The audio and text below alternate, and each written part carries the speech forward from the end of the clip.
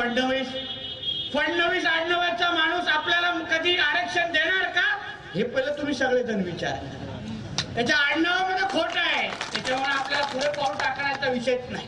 काय हे राज्य सरकार, हे फडणवीसांचं राज्य सरकार, हे हाफचड्डीवाल्यांचं राज्य सरकार हे आम्हाला कधी आरक्षण देणार नाही।